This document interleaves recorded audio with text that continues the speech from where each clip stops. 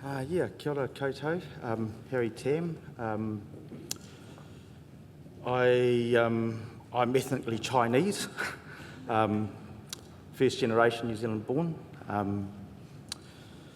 lot of people say to me, you don't look like a mongrel mob member. And I said, well, what does a mongrel mob member look like? And then, how come you're a public servant for 20 years? I don't know. I don't have any tertiary qualifications. Somehow I just got in there. And on saying that, I'd like to acknowledge a few people in the room. First of all, to my brothers Gui and Dennis from the Rogues chapter of the mob, and my bro Edge, if he's around, and also David Hanna, who was one of the people that took the bold step of employing me into the public service some 23 years ago. I think it created all sorts of chaos for his management team at the time, because some of the Department of Corrections staff brought my criminal record to the attention of the opposition spokesman on justice and said that I wasn't a fit and proper person to be doing policy for the government. But I somehow lasted 20 years and moved on to become a policy manager for 9 years at Te Puni Kōkiri. And of course, while I was there, I had all the lovely portfolios that no one wanted, including drug addiction, suicide, criminal justice, youth justice, family violence, sexual violence. I had them all. And I had a very small team of supposedly 5 people, but it actually turned out to be 3 people. And when TPK had its great restructure, we were the first directorate to be restructured out because for some reason social policy wasn't actually important in the overall scheme of Māori development. So that might answer some of your questions that you raised before. So that's my policy background. And to be honest with you, this is a very hard act to follow. We've had some really great speakers, and I'm going to struggle through this because I don't really do presentations. My background is that I'm actually a soapbox orator. So bear with me. My presentation is long, but a lot of it I'll just click through.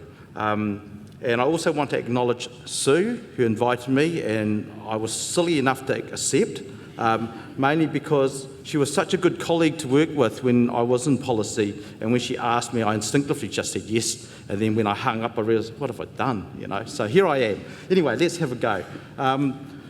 So this is what my presentation's, hopefully that's the sort of content that I'm going to try and cover off with this. Oh, there's actually a screen there. So what is hard to reach? This is actually something that we promoted when we were in TPK. It was actually at a time after the first PIF review, and Treasury said TPK actually lacked thought leadership.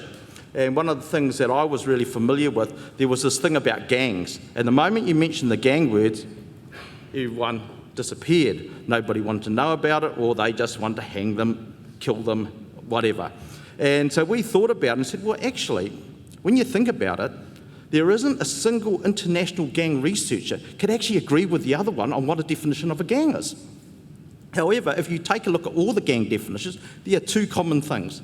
They're a group and they commit crime. So if you use that definition, you don't actually look at what causes the formation of gangs. And I think the previous speaker touched on some of those, and when you looked at those statistics, I think it begs a lot of questions. So we started looking at, and one of my colleagues, who's Dr. Julia Carr, public health expert, and she said to me, she said, Harry, you know, in health there's these 3 groups. She said, overall the system actually works really well despite the hiccups of lack of funding and all the rest of it, and that's what works mainstream. And she said there's a second group that you need to do a wee bit more and they'll be okay. And that's your disadvantaged group. And then there's this relatively small group that doesn't matter what you do, it doesn't seem to work. And being in policy at TPK for 11 years, I read numerous policy papers, and everyone started something like this. Māori make up 50% of the prison population. They make up 50% of the community corrections population. And it stops. It ends there. And when you've read as many cabinet papers I've read over 20 years, you realise what we're doing in policy is that we're actually problemtising Māori. We are not looking for solutions. We just want to tell everyone what a problem they are. And so we started to think, well, actually, why has this group got to where it is now? Why is it a growing group of people that are constantly marginalised? And I start as a person that has been involved with the Mongrel mob for 44 years, which is my entire adult life. I came into the mob at 16 here in Wellington as a junior member, actually through my school teacher that got me involved in the mob, and that was Bill Mong, who was actually a political refugee from Burma, and who came over here on the backs of the former Viceroy, Sir Bernard Ferguson, and said, Bill, I'll give you passage to New Zealand if you use your talents of working with minorities and work with Māori. And he was running crash pads for the mob and the Black Power with Ngā Tamatoa. And he took me into the community school in Newtown, and so I reconnected with my old mates from Newtown who happened to be the mob or the Black Power. Wow, that's good, eh? Somehow it's clicked. I don't know how it did it, but anyway.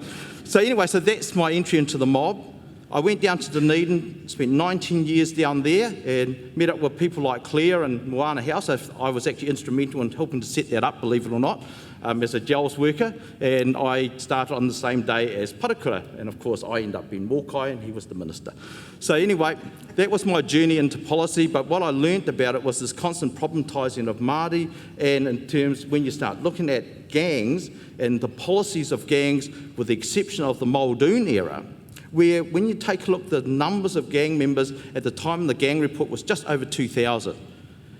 And that number was actually static until we dropped all those policies of actually intervention and actually supporting gangs to get into employment. The numbers shot up overnight and the numbers continue to go up.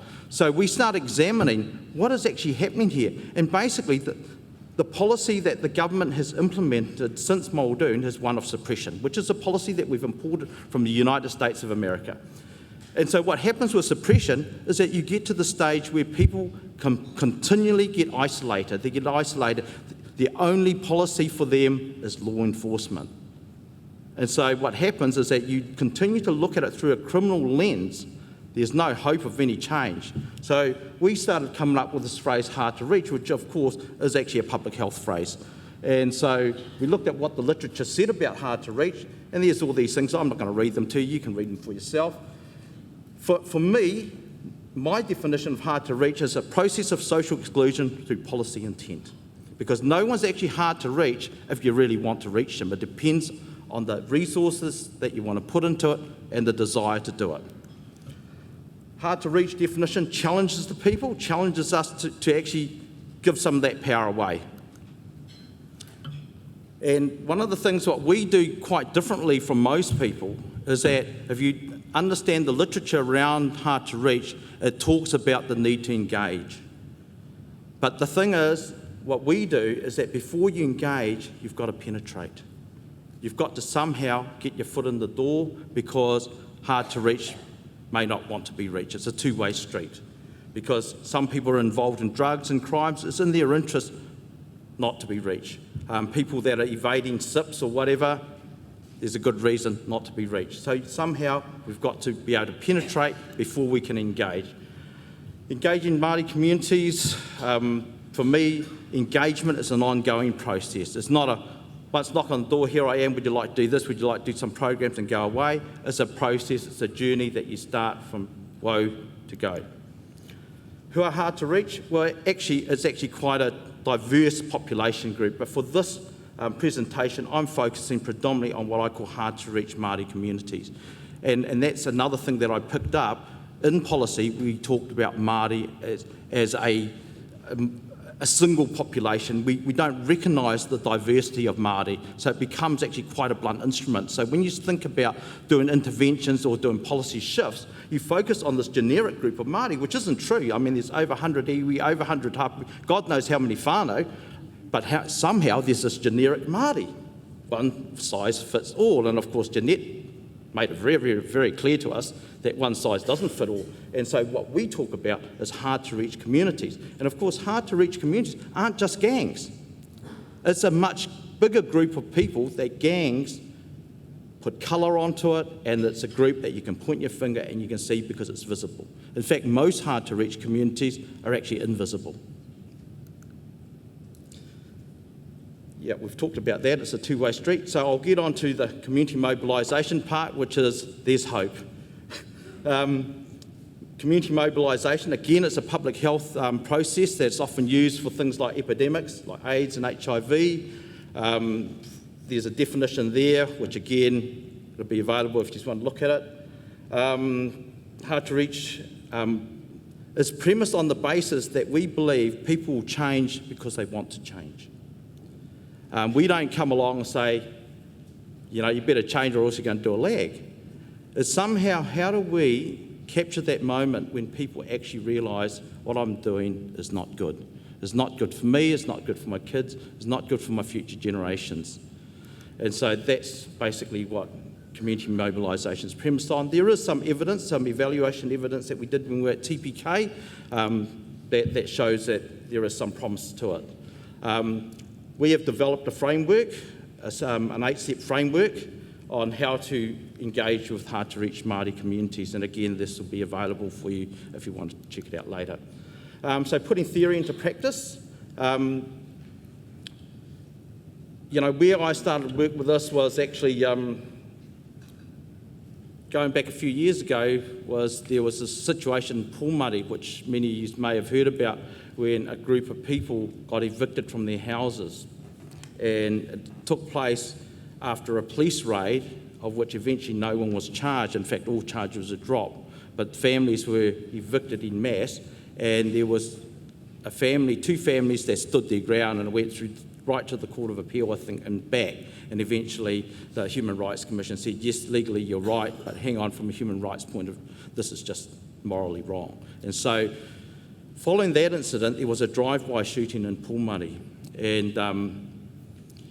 And I just read it in the paper while I was having morning tea, and I realised, God, this is no good, because it was at a family home. And so I took it upon myself. I rang up the president of the mob in Pōmari, and as soon as he picked up the phone, I said, it's Harry here, and he said, look, bro, we just don't do that sort of shit. That was his response. He anticipated what I was going to talk to him about. And being the persistent bugger I am, I said, bro, just listen for a moment, you know. And so I managed to pop into sitting at the table with the nomads, because what had happened was that the nomads had seen some of the women walking home, and they abused the woman, and someone took it upon themselves to take a patch of a nomad member, and the nomad member took it upon himself to go do a drive-by. So that was the beginning of the journey. We sorted that out. I made a horrible decision, really, because I said to Pock, I said, bro, I'll deliver this guy to you, you know, just give the patch back. I hadn't even talked to them at that stage. So it was pretty risky behaviour, but I managed to pull it off. So in the end, what happened was that peace prevailed, families didn't get evicted, the police weren't involved, and they had a wonderful Christmas. And I remember saying to Pock, I said, bro, you know, I know your daughter, Tria, who is actually trained as a social worker and works for Pōmari Health part-time. I said, you know, your daughter would love to do things for this community. And he said to me, he said, Harry, we just don't do that kind of shit. I said, bro, how many grandchildren have you got? He said, 15. You know, he was loud and proud. And I said, where are they going, bro? Because I knew they were all out of school. They were either kicked out of school, and the reasons for that, because they were the mob kids. And they got treated like that. They got bullied by their colleagues, and they stood up for themselves, and they got pushed out of school. They were the mob kids. So I said to him, I said, bro, you know, I'd really like to support your daughter so we can do something. He said, yeah. So anyway, I rang him up after Christmas, and again he said to me, he said, bro, I can't talk. I said, why? What's up? He said, I make kapa haka with my grandchildren. So that's where our journey began, and we started to look at some tools, and I happened to do some work with Anne Dysart, who's the manager of H2R, because as the policy manager of family violence, in our interagency groups. We cross each other's paths. And of course, me and Anne go a long way back to the days when I was in the Labour Department and she was in the New Zealand Employment Service. And so we started using e tu whānau as a tool, first of all, to change the conversation around the dinner table. Because if you know what the conversation is, and I'm sure most of you actually will know, there's no hope of change, because it's something like, where's the next score from? Who are we going to beat up? Where are we going to steal something from? And if that's the conversation, there's no hope of change. So we've got to change the conversation around the table. And so e tu whānau was something that was developed by Māori. And so we use those tikanga values as a beginning basis to have that discussion about the aspirations of these communities. And after Pōmari getting traction, and Anne said to me, she said, geez, Harry, do you think we can do a bit more? I said, damn right we can do a bit more.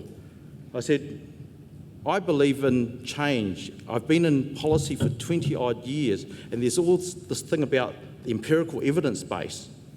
And we're so hell-bent on evidence, but in reality, it's not about evidence. You see, if you've been in the public service, you'll know it's not about evidence, it's about power. It's who has power and who doesn't. Because the people who have power will select the evidence that they choose, and the people without power have no evidence, even though they've got shitloads. And what I understood was I read this thing called the Martinson study, where nothing worked, this comprehensive study with the best intentions to show that programs can transform people and save them from jail. The guy actually jumped out of the fourth floor window and committed suicide when he realised nothing worked. But what I did realise, what did work, was leadership. You see, everything works and everything doesn't work. It depends on the quality of the leaders. It's like this gentleman here. It was his leadership that made it work. You see, a good leader will never, ever let anything fail. You see, I wouldn't take no from POC. As a leader, I wasn't going to take no. I wasn't going to have another baby Gia that was going to get killed. Hell no. It's not going to happen on my watch. So we brought together some pro-social leaders within the mongrel mob and the Black Power in 2015. And we had over 30 people attend that hui at Wainui Marae. And it was interesting, no patches. And following that hui, we had 8 follow-up huis in local areas across the North Island. And we included people like Whaia Rose Piri. He came along and shared her whakaaro with our people. And we focused on 3 things: health and changing that conversation, and actually having a collective discussion with 3 generations of people, the nannies, the grannies, the mums and the dads and the children and the grandchildren in the same space about violence and family violence and poor health and the high mortality of Māori hard-to-reach communities. So those are some of the things that we did. And come 2016, in less than a year, we held another national hui. And we had nearly 60 people that stayed for the whole weekend. On the first day, we had near on 100 people, mongrel mob, Black Power, sharing the same space at Wainui Marae, and we were allowed to wear our patches. Why? Because what happened was that there was a good friend of mine called Shorty McMurtry, of which some of you may know. This guy told me he was the illegitimate son of Sir Howard Morrison. This guy drifted into Wellington at the age of 14 and became the mascot for Black Power. Once upon a time, we shared a room together because he was getting bullied by Zip and Zap at Walton's house. And this guy ended up dying. He got killed in the prison system because they gave him the wrong drugs. And while he was in hospital, he was chained, both hands to his bed for the whole duration with a screw beside him. That's how this guy ended up dying. And I don't believe anyone should die like that. And when he died, he wanted to have his tangi at Stokes Valley Marae. But because he was a gang member and his bros didn't want to take off their patches, they said no. And I went to the tangi And I bumped into Linda Olsen, who runs Wainui Marae, that night. And she said, bro, that tangi was so moving. Those boys, the hakari, was awesome because I didn't stay for the hakari. And she said, you know, isn't it sad? And I said, isn't it, Linda, that our people die such a miserable death and their last days on earth cannot be at the marae? I said, there's something fundamentally wrong with this, don't you think? She said, yes. I said, you know, come to think about it, it's a bit like this. There's a certain korowai that I know that we will welcome on any marae on any given day. Do you know what that korowai is? It's the New Zealand Police. What is the history of the New Zealand Police? Armed constabulary. Okay. Genocide, right till as recent as the last few years, the rātoki. However, the korowai of the gangs is the korowai of the victims of colonisation and alienation, and they're not allowed on. Something fundamentally wrong here, and we keep on saying they need to learn their tikanga. How's that going to happen when you close the door? And on that, here we are. Change is possible. So, who are the communities that we work with? Well, we work with the communities where there have been deaths. Because when I was in TPK, because I was Parakura's mate, whenever something happened to gangs, I'd get this phone call. It was like President Obama's hotline or something, and I'd be, Harry, can you get out there and sort it out for me? All on the hush-hush. So, you know, we got a team into Wanganui after baby Gia got killed in a drive-by shooting, a 2-year-old. And we quieted it down so there was no retaliation. And today, the Wanganui chapter of the mongrel mob is one of the chapters that we work with in terms of e tū whānau. We've had one hui there at the Jerusalem Marae, and we're going to have another one shortly. Murupara, another community where 2 17-year-old boys were killed between 6 months. They're not nameless faces. Jordan Herewini, Kane Lewis, 16-year-old boys. One got run over by a truck and the other one got his head smashed in. And again, the community was up in arms. They had a march through town, and we had Pem Bird and all his people saying, Arahui on gangs, but we'd like to talk to you. We quietly got in there, and after 8 meetings between the tribesmen and the mob, we sorted it out.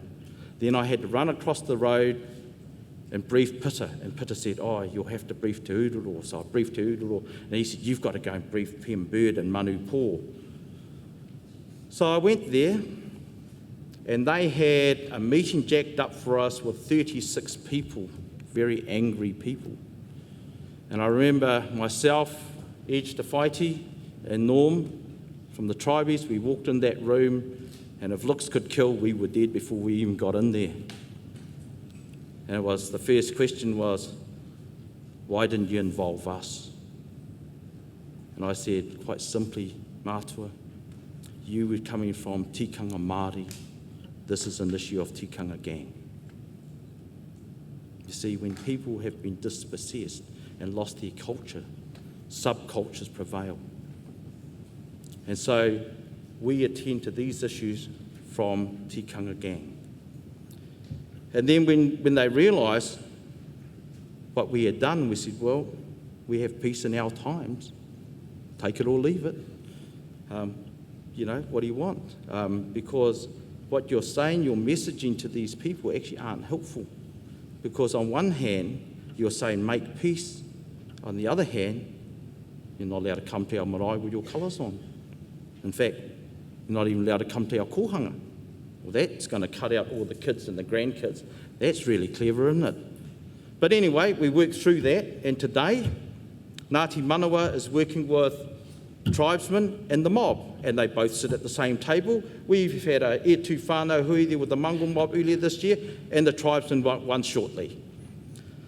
Opotiki, 20-year-old stabbed to death. Mongrel mob house, black power, side by side. And again, we went there. And I remember going there, and my bro Edge said, "What are we going there for?" I said, "Well, we're just going to go there and tautoko them." So we turned up, we give our mate Wally Homaha a call, and that's to beat him before he rings me. "Bro, he said, yeah, we'll go up there and see Anaru and you'll be all okay." So we go there with our patches on, and straight away the police stop us, take them off, take it off. One of the bros had a red jersey on, take that off, it's a red jersey. Doesn't matter, it's a gang colour, take it off. So he took it off. He had a t-shirt on, take it off, take it off. What he had on, patch nets tattooed on his back. Got a knife. So somehow we end up getting in there, and then the president of the chapter walks past us. He says, "Oh, you just want a meeting?" I said, "No, bro, we just come here to tautoko you." And he turned around and came back and said, "Do you want a meeting?" I said, "No, bro, we just come here to tautoko you." And then the penny dropped, because the police had been saying to this guy, "The notorious chapter of the Mongrel mob's come to see you." Because in the past, the notorious chapter of the mob was set up as the elite chapter of the mob. And its name is as notorious as it sounds. And I guess that's where Barney was thinking, has notorious come to put the pressure on us to back up on it. So we said, "Okay, bro, if you want a meeting, we'll have a meeting with you." So we went to his garage, and I remember sitting in that garage. He brought all his senior members there, and there was this sort of cold silence. And I said, "Oh, bro, we're here. What do you want to talk about?" And he says, "Well, we heard that you're here. What do you want to talk about?" Well, I said to him, "Well, I'll tell you what I want to talk about. I want to talk about the last census. The Māori income was around 22,000. And the bottom echelon of higher income was 60,000. So somehow there's a $40,000 gap here before we even get into the start line for higher income. And the only way we can change that, bro, is improve the education of our people." It's actually got nothing to do with us. And it kind of like broke the ice, I guess. And most of all, I then said to him, I said, "Bro, how many members have you lost so far in this thing?" He said, "Oh, 5 members. They've been locked up for, doing the retaliations." I said, "So what's going to happen from there?" He said, "Oh, it's going to get worse before it gets better." I said, "But does it have to be like that?" He said, "What do you mean?" I said, "Well, does it have to be like that?" Well, it doesn't. I know, it doesn't. Because I said to him, because it doesn't matter what we're going to do, that boy ain't going to come back to life. But what we can do is change the courses for those that are still alive. We can make it worse for them, because each and every one is going to go away and look at a 6-year lag. On top of that, they're going to get an extra charge for being a member of an organised criminal group. And who's going to look after the families while they're gone? And how's the kids going to grow up without their dads? Because that's how bad it's going to get. However, on the brighter side of things, we can look at changing things by improving the education outcome of our kids, and I can work with you. So we had an H2R hui there in Opotiki as well, and they're now working with the local iwi, who is actually supporting them to implement their plan, their aspiration plan that was developed out of the H2R hui. Masterton, another incident there. It involved one of my old mates, Noel, and a woman lost her leg. She got crushed in a car. And again, we got involved there, and we had an H2R hui for them. 5 people turned up. The funny thing was, more people were interested after the hui when they heard about it, because The east side of Marston has been a cesspit for so long, and everyone had given up on it. And those people had more or less given up on themselves. They just accepted this was how it's going to be forever. Because so many of our communities are like that. We are now talking about the third generation of people involved in these communities that know no other lifestyle than just the lifestyle of their parents. And you know those people because you work with them. So, following on that, we now have a parenting program in place. They've done their second module this week. And Te Kaha, as recent as November last year, a member of the tribesmen got run over by the mob. My work since November has completely changed course. Those dates are the incidences that I know that have taken place. 10 mob members, well actually there was a brawl of 20 people during the day between the mob and the Black Power, and you know what? We haven't seen things like that with gangs since the 1980s. 26,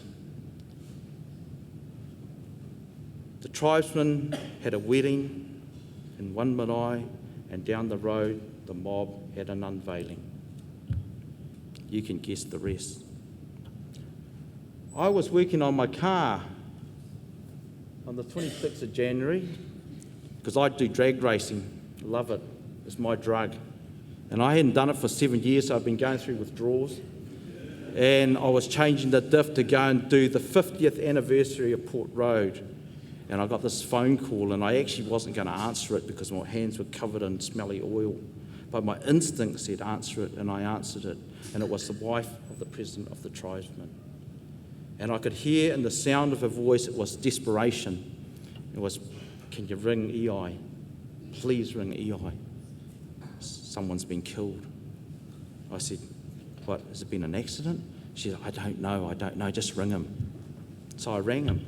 And if any of those of you from the East Coast, you know what phone connection's like on the East Coast. So I rang and I rang and I rang, and I just couldn't get hold of EI. So I rang her back and said, look, Mavis, I've rung, I can't get hold of her. She said, please ring.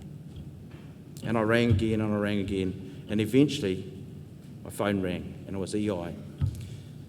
I couldn't really hear him, but he said, look, we're trapped here. We're trapped. The mob's got us trapped.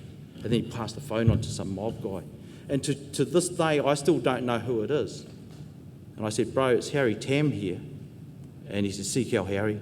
So I knew he knew me, but I didn't know who he was, and I didn't know what had gone down. And the long and short of it, I just said to him, I said, bro, I know someone's dead. We can't bring them back to life. We can't change that. But what we can do is make things a hell of a lot worse, or we could make it better. My best advice to you, bro, is let these people go. They let them go. The tribesmen regrouped just outside in the Portuguese, and the mob had chasers and chased them down. By that stage, the tribesmen had got some shotguns. Let some shotguns go. And as most of you will know about the incident in Whakatane, where shots were fired in broad daylight of a tangi. 19th of June, more violence in Rotorua. And again, we've gone down there and we've shut that down. And the criminal intelligence officer said to me a couple of weeks ago, and said, Harry, it's all quieted down since you've been here. And that was a gang situation that actually happened intra-gang between rival chapters of the Black Power, spilled over into the mob. And of course, a common denominator in that was P. And there's been ongoing drive-by shootings back in Masterton, which Marama Fox has rung me and said, Harry, can you get over there and sort that out for us? Then there was the brawl in Tukaroa last week, where I spent most of my Friday night in Tukaroa, and that's sorted for now. So what is happening? Why is this happening?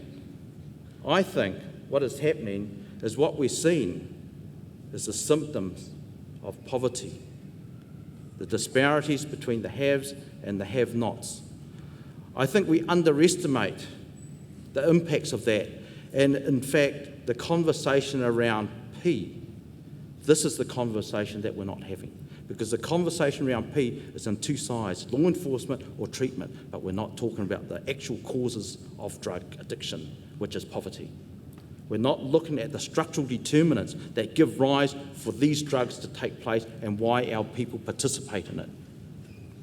Because if you take a look, it's much more profitable to sell drugs than to go and work for $1 more than the minimum wage. Because that's what we're faced with, because that's where our people are at. Because they're unskilled, they probably haven't worked for 2 generations, and you expect them to get a job where they know they can sell a GFP for more than what they can earn for a month.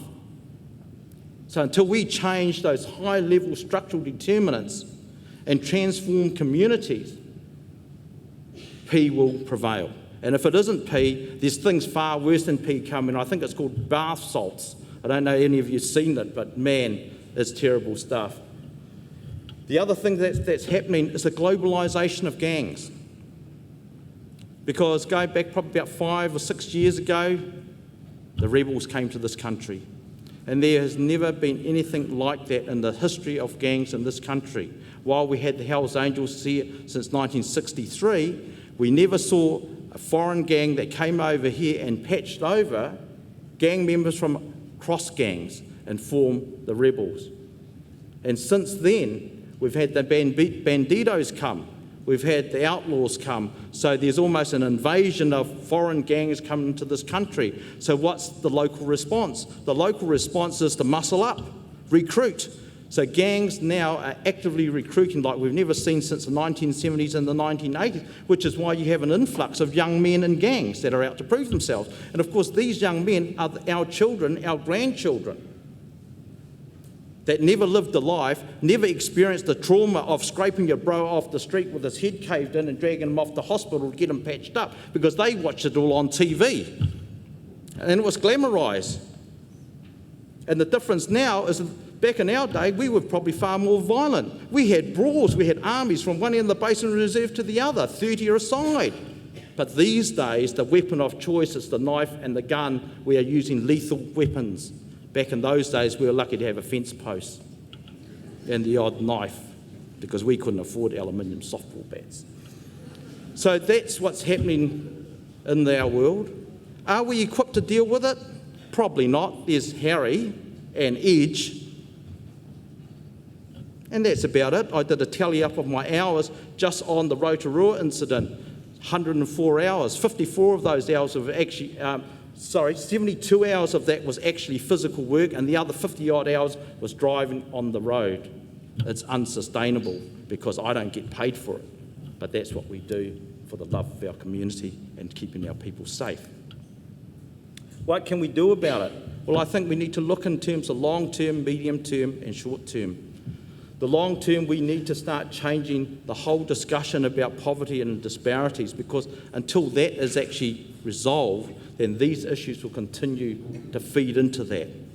In the medium term, we need to create incentives and opportunities for hard-to-reach communities to participate in education, because what we know, you see, education is universal. It doesn't matter what race or colour or creed you are, it's education that enables social mobilisation, and that is getting out of the poverty trap. So education is so important to me, but how can you have education when you don't have a culture of education in the home, when the main thing in the home is how do you feed yourself, how do you take care of survival day to day? In the short term is penetration, engagement and mobilisation. It's about raising hope in our communities. It's about getting our people to believe in themselves again. So the outcome so far, I think the E Tū Whānau kaupapa is a good one. I think it's doing its job in terms of mobilising our people to want change, and it kind of reminds me a bit of the Bob Marley song, you know, Zion Train, get on board, you know, and it's raising the awareness of the need for well-being amongst our people. We've also introduced things like Māori healing, because we know the current model of treatment is actually unsustainable. Financially, we cannot afford it based on the volume of demand. So if we carry on doing the things that we're doing the way we're doing, we will never meet the needs of our communities. So some of the things we're looking at is 4-stage processes. using mobilisation as the beginning point of mobilising our people to want change, that they don't want they don't want to be involved in drugs because of the harm it causes them and future generations, and how it actually affects their whakapapa.